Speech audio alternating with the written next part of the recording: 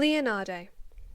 The leader looked left to right as he waited for his brothers to leave the room. Why couldn't they leave sooner?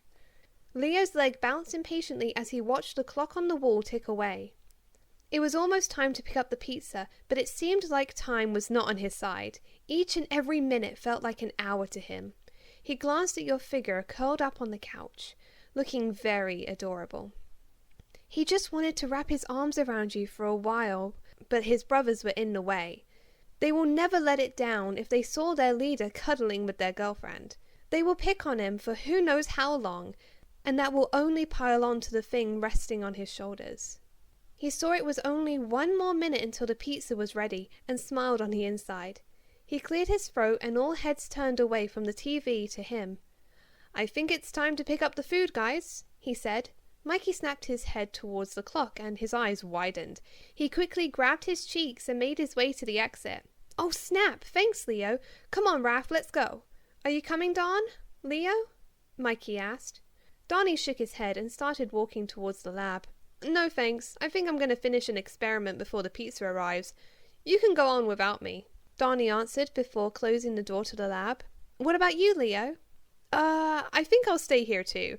To keep an eye on things," he said. Mikey shrugged and ran away screaming, "I am coming, my love!" Raph just rolled his eyes and decided not to dig into the topic this time and went to catch up with Mikey. Leo let out a smile settle on his face before he scooted over so he was directly next to you. You rolled your eyes at how cheesy he was being before laying on his chest. He naturally wrapped his arms around you before smiling. "You just wanted your brothers to leave so you could cuddle, right?" you said with a smirk.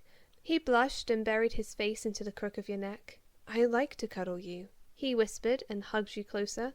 "I swear you can be a big baby sometimes." Raphael. You walked into the lair with a pizza box in your arms. You were having a movie marathon with the guys and the other two humans. You were sitting between the two youngest turtles on the couch. You noticed that your boyfriend had his arms crossed while sitting on the floor next to Leo. You shrugged your shoulders and your eyes fell onto the screen as the movie started. Leo sat next to Raph with a knowing smile on his face. He nudged his younger brother with his shoulder, receiving an annoyed grunt in return. "What do you want, Leo? You are really getting on my nerves. I am trying to watch the movie," Raph whispered harshly. The ninja in blue chuckled while he crossed his arms. "Or maybe you are mad because you want to sit next to your girlfriend during the scary movie." Raph looked behind him to see you curled up next to Donnie while he tried to comfort you. He wanted to be the one for you to curl up next to. He could feel himself begin to heat up with irritation. He stood up and walked towards Mikey. Raph did the only thing he could think of at the moment, and to push the youngest off the sofa. "Help! Help! The monster got me!" Mikey screamed, while struggling to escape the covers. "Shut up, Shell for brains, it's just the blanket, jeez," Raph said, then casually pulled you towards him. You felt yourself relax as you were in the arms of your boyfriend. He pulled you closer so his head was in the crook of your neck and your head was on his chest. "Gross," you both heard Donnie mumble before sitting next to April. You heard Leo laugh and saw Raph set a glare his way. You just shook your head at the brothers and continued to enjoy the cuddling while watching the movie. Donatello. Donatello is a very hard-working turtle. Sometimes he might need a break from the stress from inventing stuff for missions. He is getting tired, and what is a good way to rest? Cuddling with his girlfriend, of course.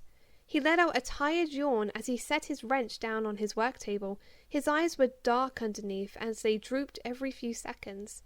It was in the middle of the afternoon right now, and he was already feeling this way. Maybe it was because he hadn't slept for 3 days. He glanced at the beautiful girl sitting on the floor. She was typing on the computer for a history report that was due. A lazy smile etched onto his face as he walked over to her. You looked up from the screen and saw Donnie sit next to you. You noticed his tired state and put down the laptop. You motioned him over with your finger, and he gladly accepted. He laid his head on your lap and wrapped his arms around your torso. You rubbed his shell soothingly to help him go to sleep. You felt yourself start to drift off due to the warmth Donnie was providing for you. "Curse you, Donnie," you said with a yawn.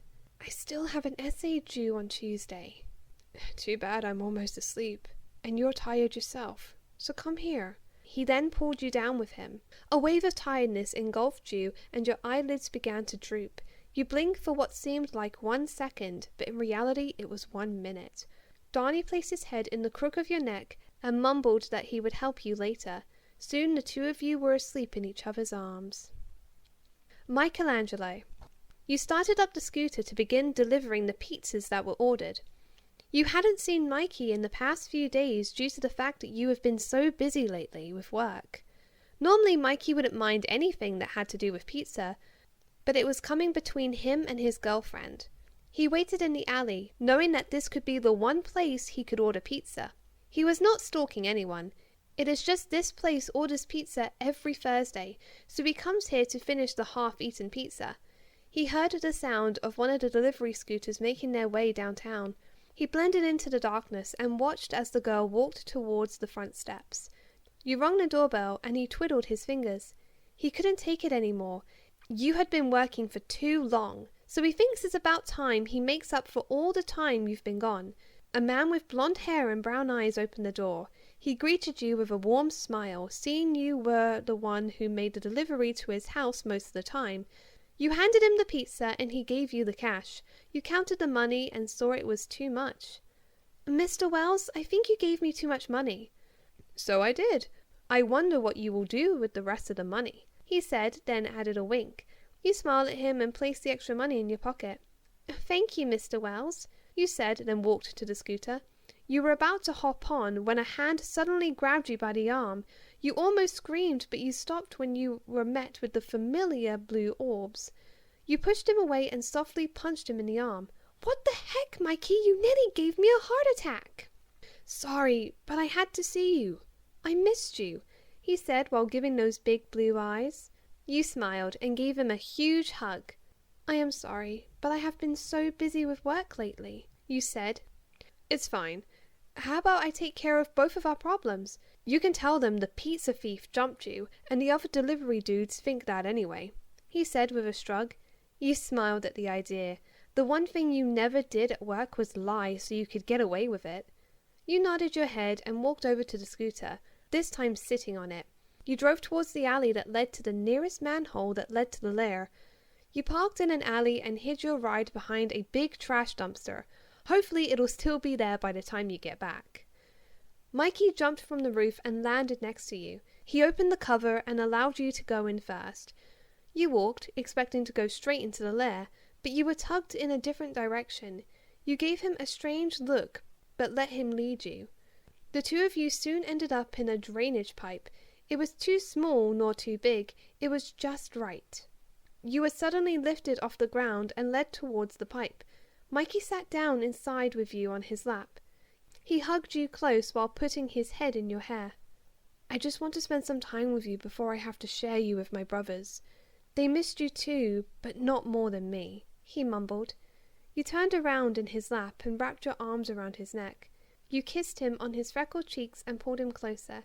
He returned the favor and brought you closer. For once, the two of you sat in silence. It's nice to just be in the arms of the one you care for.